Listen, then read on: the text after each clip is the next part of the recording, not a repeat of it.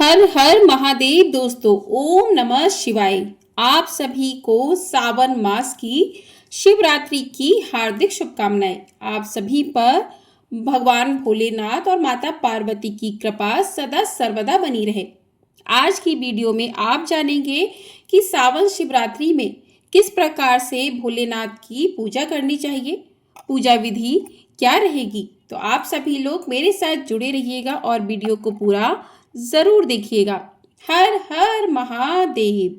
तो प्रिय श्रोताओं, पूजा करने से पहले, पूजा आरंभ करने से पहले कुछ जरूरी तैयारियां करनी चाहिए, ताकि जब हम पूजा में बैठें तो हमारा मन पूर्णतः एकाग्र हो और कोई भी व्यवधान ना आए।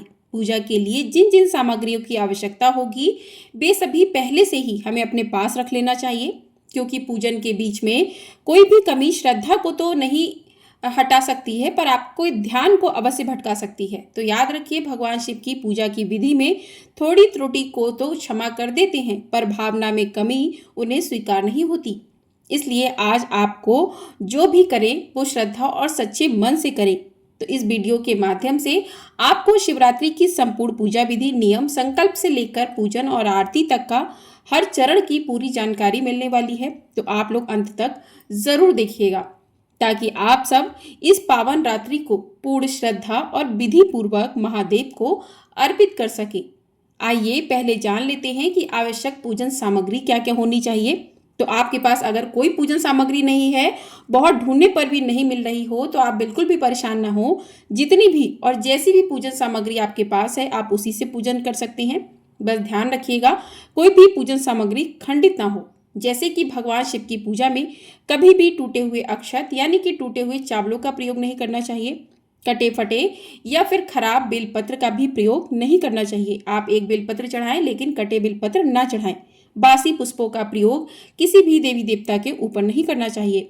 जो भी पूजन सामग्री हो, चाहे वह चौकी पर हो, बिछाने वाला वस्त्र हो, साफ और धुला होना चाहिए।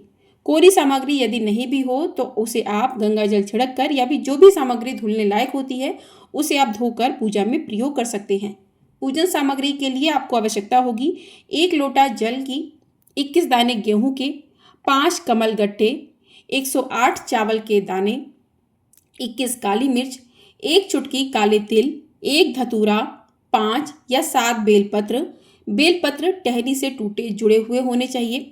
7 शमी पत्र, 7 लाल पुष्प या जो भी पुष्प आपको मिल जाएं, 7 सादे पुष्प, दूध, दही, शहद, घी, पंचामृत बनाने के लिए शक्कर, इत्र, गंगा जल, 3 गोल सुपारी, रोली और कलावा, अबीर, गुलाल, पीला, चंदन या सफ़ेद चंदन, कपूर, 2 दीपक, घी ना हो तो तिल के तेल का प्रयोग कर सकते हैं, जिसमें से एक दीपक पूजा करते समय जलाकर रखने के लिए और दूसरा आरती करने के लिए, 2 जनेऊ, जिसमें एक भगवान गणेश के लिए, दूसरा भगवान शिव के लिए, लौंग, इलायची, पान के पत्ते, मिट्टी का पार्थिव शिवलिंग, 5 फल, मिठाई, धूप बत्ती और माता पार्वती की पूजा करने के लिए सभी आवश्यक सुहाग की सामग्री, लाल चुनरी।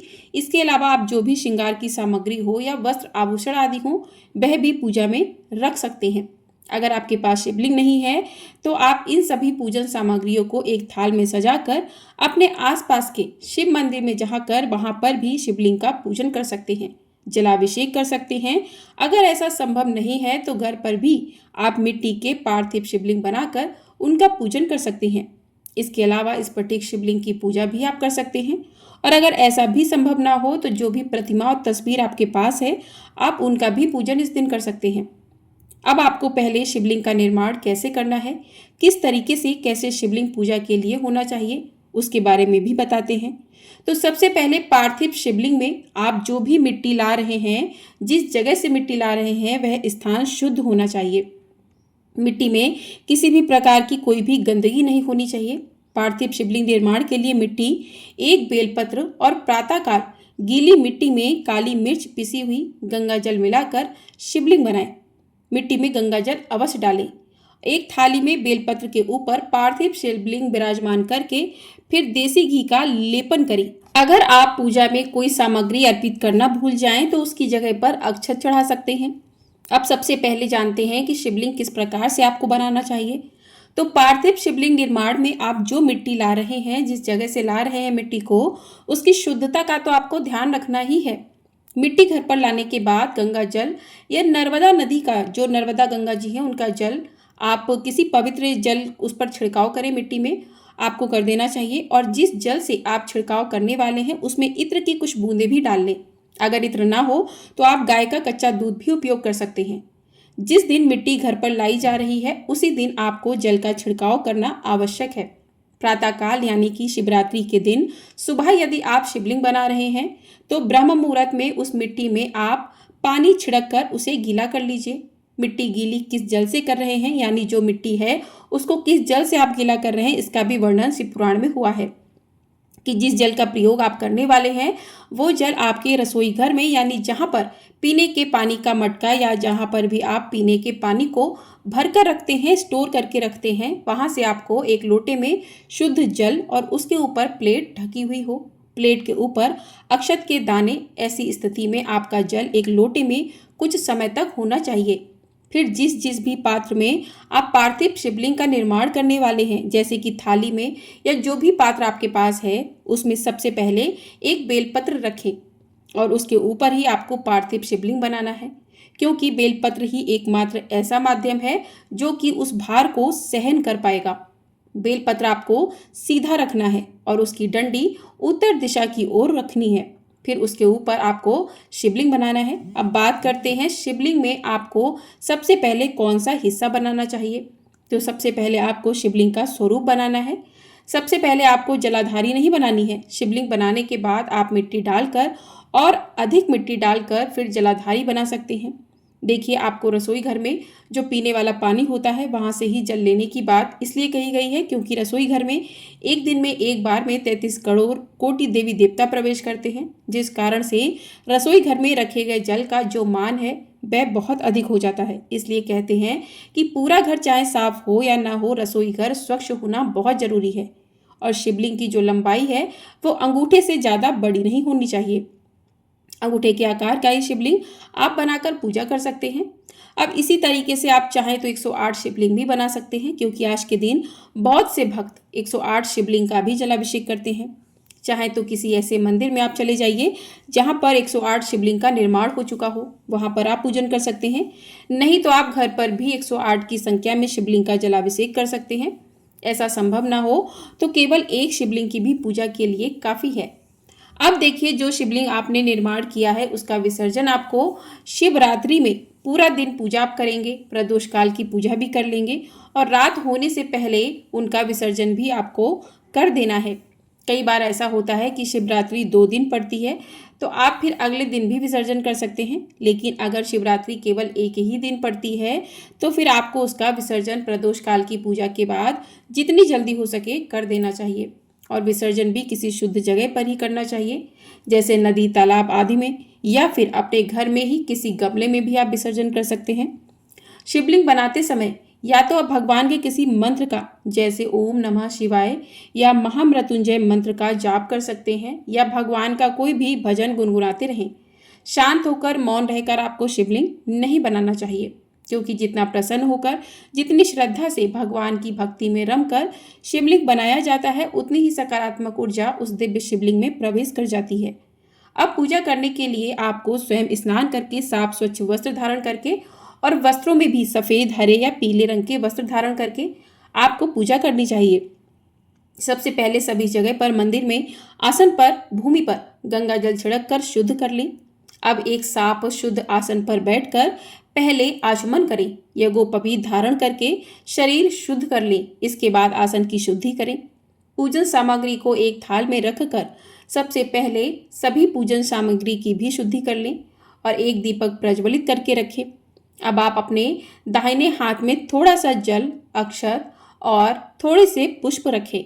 फिर अपना नाम बोलें, श्रद्धा और विश्वास के साथ कि इस प्रकार की भगवान शिव आपको मेरा प्रणाम है। हे माँ गौरा, आपको मेरा प्रणाम है। आज शिवरात्रि के इस पावन अवसर पर मैं आपको समर्पित यह व्रत और पूजन कर रही हूँ। इस पूजन में यदि कोई कमी रह जाए, कोई त्रुटि हो जाए तो भोलेनाथ मुझे क्षमा करें।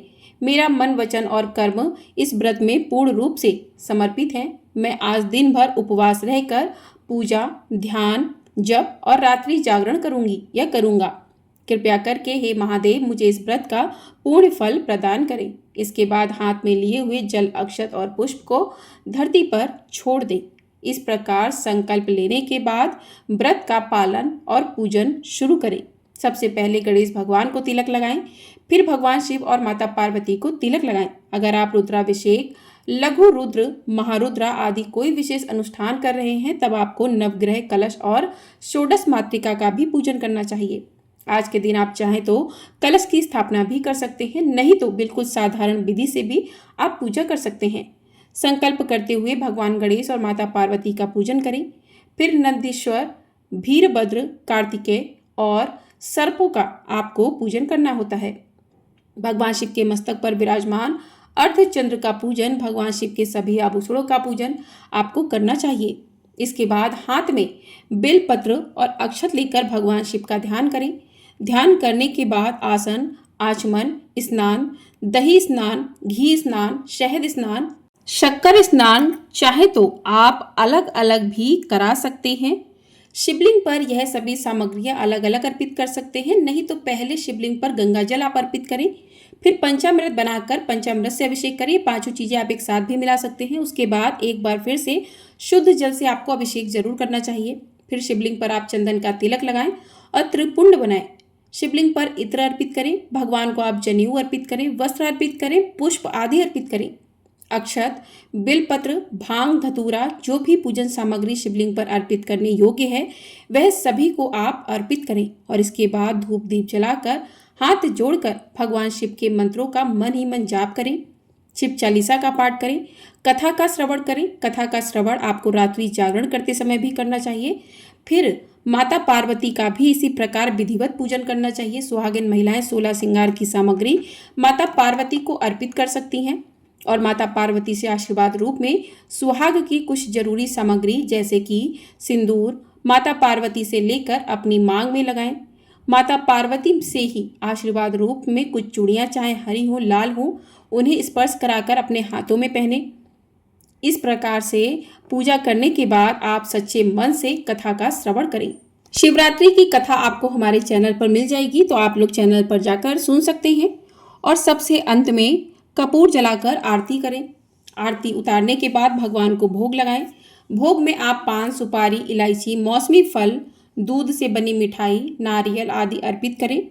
ध्यान रखें कि आज मंदिर में कुछ दक्षिणा भी जरूर रखें और उस दक्षिणा को बाद में किसी योग्य ब्राह्मण, देवता को या फिर किसी निर्धन जरूरतमंद व्यक्ति को उस दक्षिणा के साथ कुछ और भी सामग्री दान में देकर आप उनका आशीर्वाद प्राप्त करें, क्योंकि किसी भी व्रत में दान करने से व्रत की पूर्णता होती है। बिना किसी भी दान के व्रत अधूरा माना जाता है। सबसे अंत में हाथ जोड़कर सच्चे मन से क्षमा याचना करें। इस प्रकार कहें, आहानम ना जानामि तब चनम पूजा चैव ना जानामि क्षमता परमेश्वर। या फिर आप अपनी भाषा में सरल शब्दों में क्षमा याचना कर सकते हैं। फिर दिन भर उपवास रखें। शाम को प्रदोष काल के समय एक बार फिर से पूजा करें। प्रदोष काल के अलावा आप निशिता काल मुहूर्त में पूजा कर सकते हैं। इसके अलावा शिवरात्रि में 4 पहरों में भी पूजा की जाती है। वैसे तो सभी 4 पहरों में पूजा करनी चाहिए। 4 पहर की पूजा करना यदि आपके लिए संभव ना हो तो पहले और अंतिम पहर में भी आप पूजन कर सकते हैं। रात्रि जागरण करना संभव हो तो रात्रि जागरण भी अवश्य करना चाहिए। जितनी बार भी आप शिवरात्रि की पूजा करेंगे उतनी बार आपको भगवान को भोग भी अर्पित करना है। चाहे तो आप अखंड दीपक भी रात भर के लिए जला सकते हैं और इसके अलावा आप व्रत का जो पारण है वह अगले दिन सुबह करेंगे।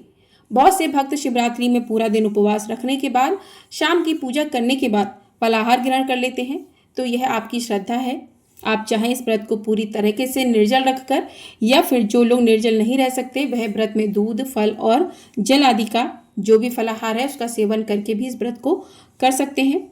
अगले दिन जो लोग पारण करना चाहते हैं उन्हें एक बार फिर से शिवलिंग का अभिषेक करके पूजा करके धूप दीप जलाकर फिर व्रत का पारण भगवान शिव को या शिवलिंग पर चढ़ाए गए नैवेद्य को प्रसाद के रूप में ग्रहण करके ही करना चाहिए। ध्यान रखें, व्रत वाले दिन जहाँ तक हो सके आपको जिस दिन जब तक आपका व्रत पूरा नहीं हो जाता है तब तक आपको शिवलिंग पर अर्पित किया गया जो भी भोग है वह नैवेद्य जिसको हम बोलते हैं उसको नहीं ग्रहण करना चाहिए। व्रत का पारण करते समय आप इस प्रसाद को ग्रहण कर सकते हैं और यदि आप अपने शिवलिंग बनाया है तो जैसे ही आपको बताया गया है कि शाम के समय ही आप विसर्जन कर सकते हैं, तो यदि आप अगले दिन विसर्जन कर रहे हैं तो फिर विसर्जन करने के बाद ही आपको व्रत का पारण करना चाहिए। सबसे अंत में इस प्रकार क्षमा याचना भी करें। हे करुणा निधान भोलेनाथ, मैंने इस व्रत और पूजन को अपनी सामर्थ्य और श्रद्धा से करने का प्रयास किया है। यदि मुझसे किसी भी चरण में कोई त्रुटि, कोई भूल रह गई हो, कोई अशुद्धता रह गई हो, वचन में, कर्म में या विचार में, तो कृपया उसे अपनी कृपा से क्षमा करें। आप तो अंतर्यामी हैं, मेरी श्रद्धा को जानते हैं। प्रभु मेरी भक्ति को स्वीकार करें। मैं चाहती हूँ कि यह व्रत सिर्फ एक दिन की पूजा ना बनकर मेरे जीवन में शिवत्व का आरंभ बने। हे महादेव, मेरी विनती है कि आप मुझे अपनी शरण में रखें, मेरे जीवन से अज्ञान, अहंकार और आलस्य को दूर करें और अपने चरणों की ओर मेरा मन सदा मोड़ते रहें। हर हर महादेव। इस प्रकार क्षमा याचना कीजिएगा। और क्योंकि सावन शिवरात्रि है, यदि आप शिवरात्रि के व्रत प्रारंभ करना चाहते हैं जो कि हर महीने आती है, तो आज के दिन से आप अपने व्रतों का शुभारंभ भी कर सकते हैं। तो ये थी आज की वीडियो। आज की वीडियो में आपको शिवरात्रि से जुड़ी सभी जानकारी मिल गई होगी। तो वीडियो पसंद आई हो, वीडियो को लाइक अवश्य कर लीजिएगा। चैनल पर नए हैं तो चैनल को सब्सक्राइब भी कर लीजिएगा। आपको हमारे चैनल पर शिवरात्रि की कथा, साथ ही सावन मास में जो भी व्रत त्यौहार पड़ रहे हैं सभी कथाएं सुनाई जा रही हैं। सावन मास की कथाएं प्रतिदिन सुनाई जा रही हैं। तो चैनल को सब्सक्राइब करके ढेर सारा अपना प्यार जरूर दीजिएगा। और वीडियो पसंद आए तो वीडियो को लाइक भी अवश्य कर लिया कीजिए। आपका एक लाइक हमारे लिए बहुत अधिक महत्वपूर्ण होता है। और कमेंट बॉक्स में हर हर महादेव अवश्य लिखिएगा। हर हर महादेव।